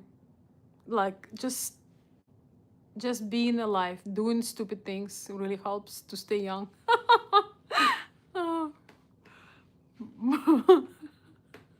Sorry. But thank you so much. You're very kind. You're very kind. I appreciate that.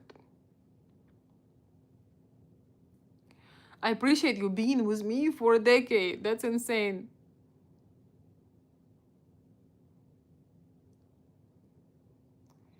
Yeah. It's funny because I've never gotten into this whole, like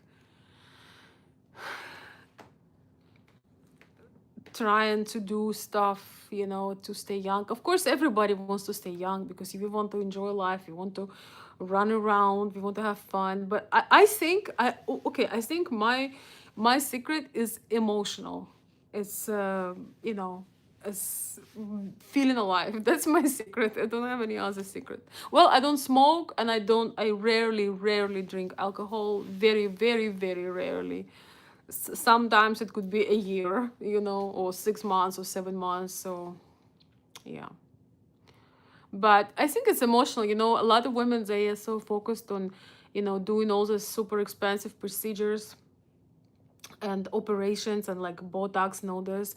But for me, it's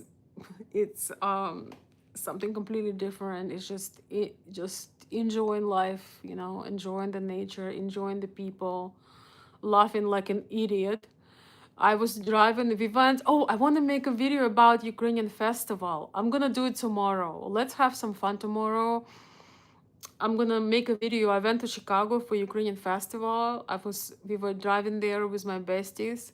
We were laughing so hard. It's about 3 hours of driving. I thought we're gonna create something bad on the road, but it's just like, you know, we couldn't help it. And my friends told me that they appreciate me for my twisted sense of humor because I was crying to tears. We had to stop because I had to fix my makeup. This is where when my makeup actually wasn't perfect because I was I was I was laughing that so hard. Surgery enhancements are terrible. Women don't realize it. If you're pure organic or natural, just how we like it. Thank you. Well, I understand that some ladies they feel pressure. Some people are public people, and people going to judge you as if you're not supposed. If as if you're supposed to stay the same. You're not supposed to stay the same. We all evolve, and really I don't want to judge harshly or criticize women for doing this. I just wish that they would love themselves more, that they would know that they don't need to do these measures, they don't need to cut pieces of themselves, they don't need to put toxic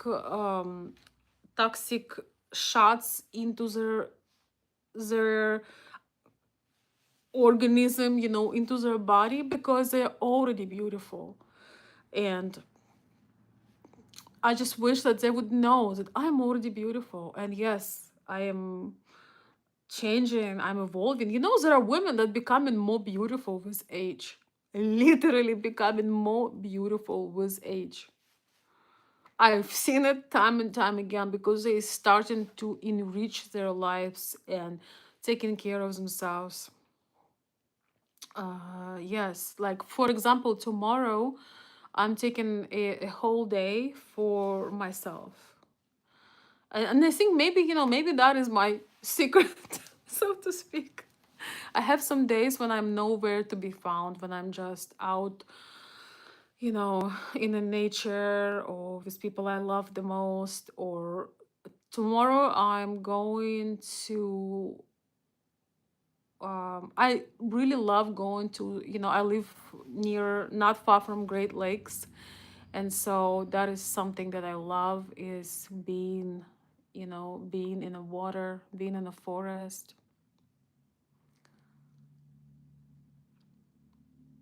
Michael, my dear friend, welcome. Well, Melania Trump, she's a professional beauty. She's a top-notch classy lady. Of course, she would be aging very well. Who I don't like very much? Erika. I liked her in the beginning. But yes, I wonder what you will say about my points if you have time to listen to it at some, maybe when you're driving or something.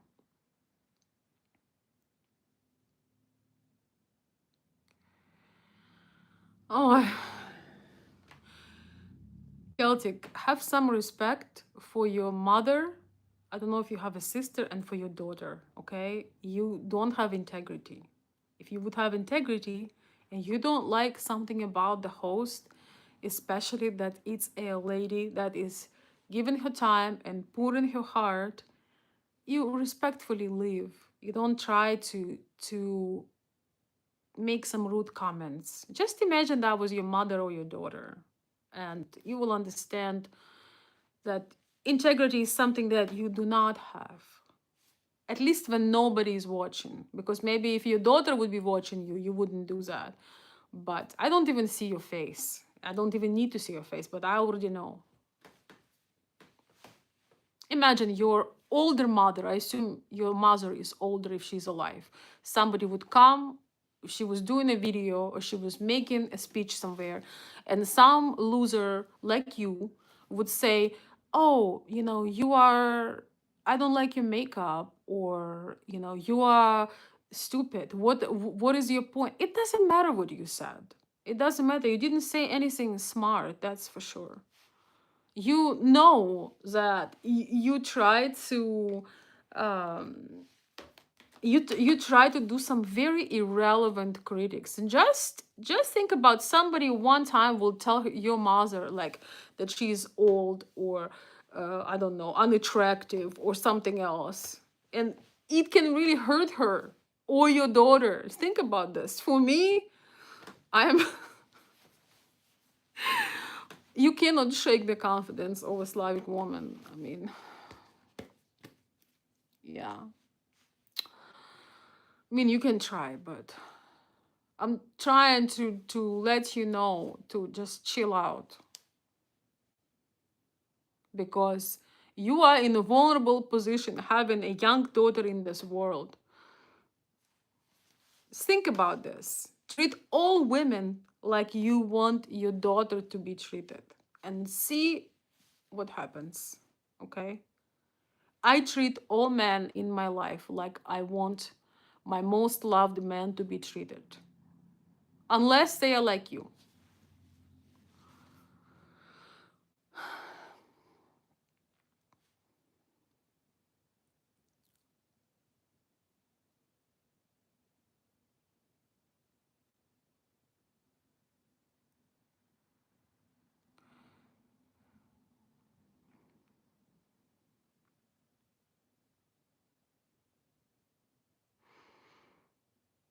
I miss a lot of the live stream. You're online when I'm working. Yes, I know. Yeah, I haven't been online much as well, but you never know. You know, there is a wild card factor. Celtic, I'm sorry about your family, but your mother probably wouldn't be proud of you. Let's just say it. Anyway, I'm tired of talking to you. Um, we are not here to regulate your emotions, okay?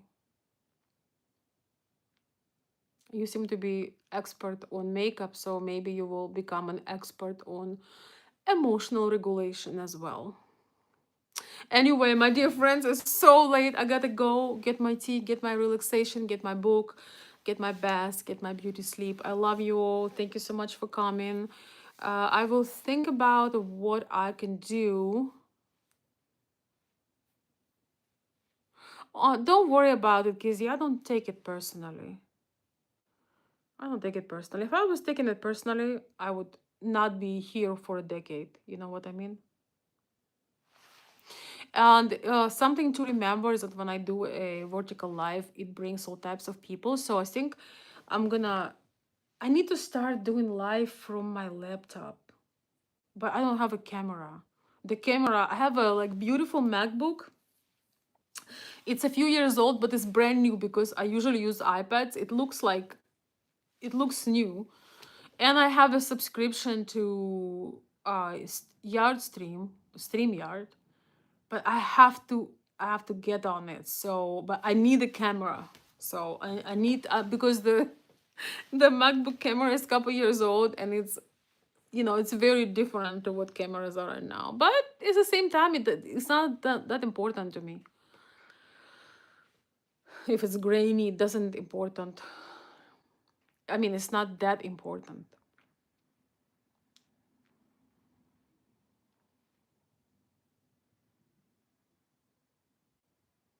Oh, thank you. Yeah, thank you. I was not making a political thing. If I ever want to talk politics, I need to make a political channel. I was talking, psychological perspective, human perspective, why it feels so off, why we have hard time trusting Erika, what she missed about us, or how we couldn't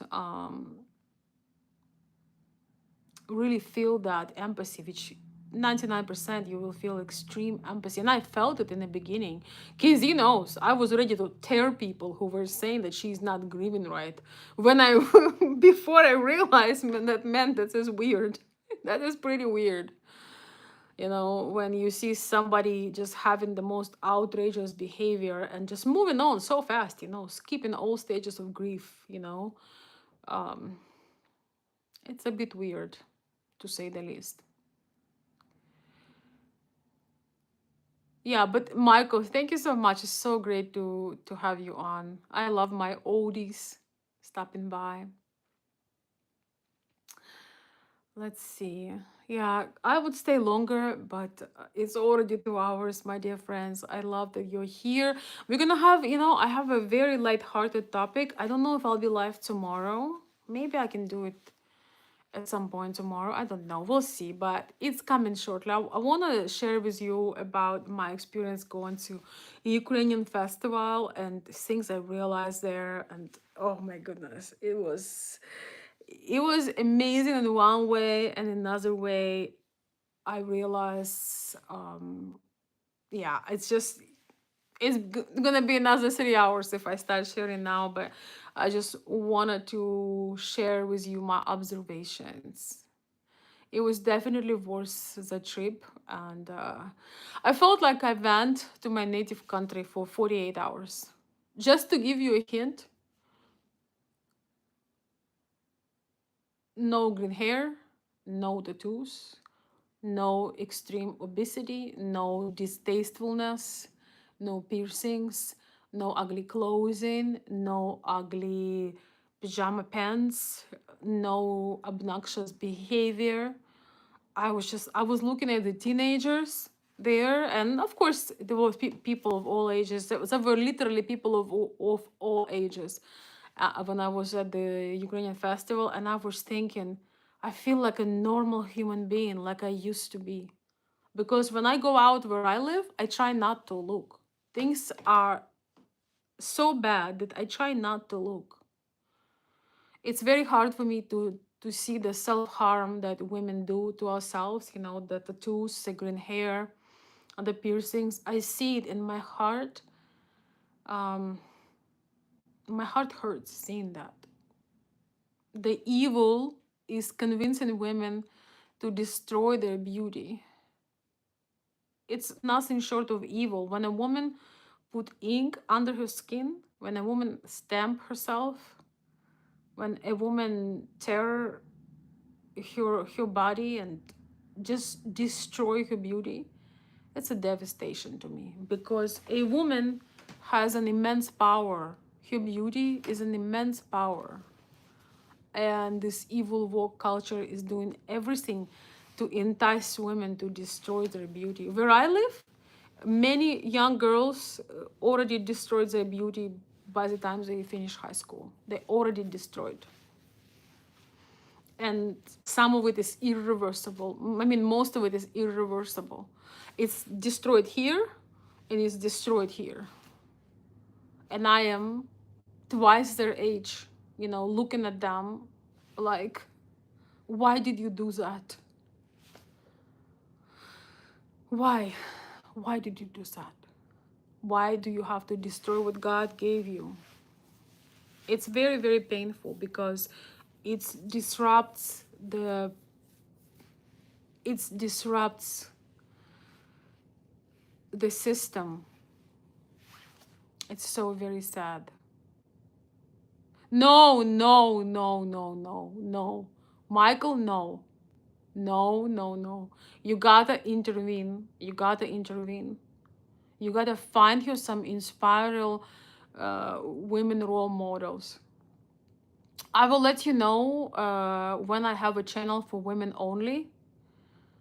And please give it to your daughter. I am working on it. Please, please tell her how beautiful she is, how beautiful her skin is, how beautiful her face is. Show her some classic beautifully. Show her you gotta help her. Please, please, please, please, please. No, no, no. Yes, show her how beautiful.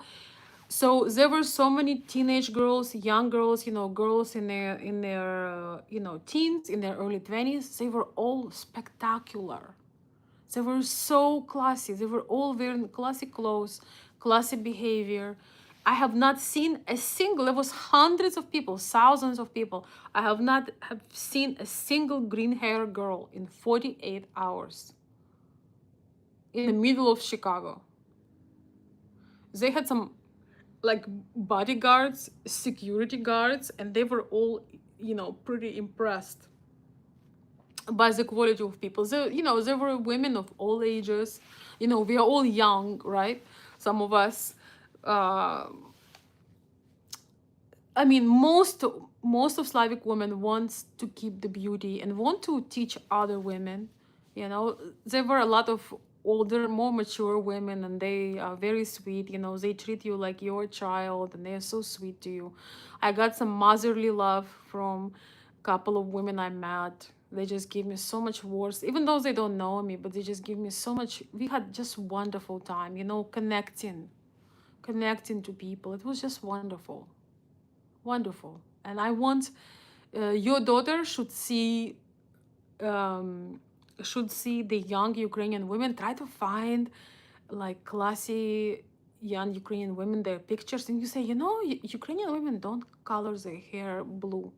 Maybe, you know, maybe we have like maybe 3%, you know. Yes, they keep their hair long, they wear dresses, you know. You have to do it. Don't let them steal their beauty. Because our beauty is our power. I mean, we pour into ourselves, you know, we pour out into ourselves to look beautiful, just not only look beautiful, but feel beautiful despite of all the trash, you know, that's going on around, and despite all the pain that we encounter in life. But it comes at a cost. But you know, being a woman, it's not just beauty, it's just being a woman with your energy, with your appearance, with your presence. It's really is magical. So many amazing things had happened in my life because I did not destroy my beauty. So many beautiful things. Excuse me. Excuse me. My phone is dying. 1 second. Oi! My light had died. One of my lights, but so many truly phenomenal things happened in my life because I did not listen to evil and stamp myself with ink and tear my ears, tear my nose, you know, tear, just destroyed it. I my life would be completely different if I would have done it. I may even, I don't know where would I be if I would have done it. Our special thing is to inspire. You know, when a man sees a beautiful woman, he has a beautiful day. um Men were supposed to see beautiful women, so they get into their masculine, they protect us better, they work harder. It's a system. So when the wokeism destroys women's beauty, they destroy this whole system. And men in the chat, please let me know, do you get inspired by woman's beauty? Don't you get inspired by a woman's beauty? Do you feel more like a man? Do you feel more energy, you know, more power when you see? And it's not just outside beauty, but it's energy. It's the way this woman connects, you know, the way, you know, everything. Don't you feel like you can move the mountains? I had so many things when men would save my life, quite literally. You know, when I was a little younger, I was pretty adventurous and not always to my benefit, but you know, you're supposed to be somewhat stupid when you were young. I had situations when men risk their life for me. I had situations when men would give me always a better piece. I cannot complain. I cannot complain. Always looking out for me. I had situations where I mean, not that I have them every day. I have them every day, pretty much. So why would I give that away? Why would I give my own power away to join some questionable movement which I have to destroy God-given beauty? This is not, when I talk about beauty of a woman, I'm not talking about this with some type of arrogance or some type of narcissism. It's a sacred gift. The beauty of a woman is a sacred gift. Why would you destroy it? And they tell you it's empower you. It's gonna empower a woman when she destroys her skin, she destroys her body, she destroys her hair. It's supposed to empower her. Interesting. No, it's disarming her and her magnificent influence.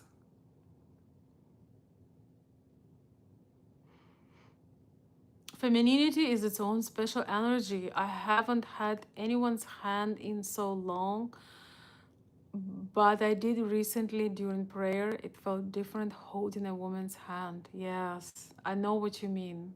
I know what you mean, Michael.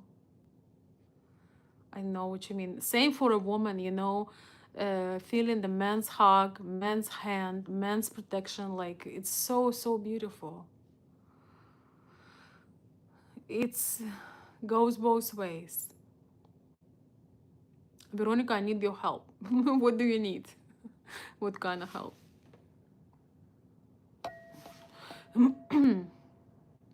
Yes, inspired by their beauty and their femininity. Enlighten the opinions. You look gorgeous. Thank you. KZ, yes, woman's femininity definitely give an extra pump to my testosterone. That's what I usually see in a most positive way. Thank you, Escuela Militar. Escuela Militar, hola. Um, Thank you so much, Russell. I appreciate you. Let's see. We have a huge influx of Ukrainian immigrants here. You can tell where they are from by the way they dress. Yes, they usually don't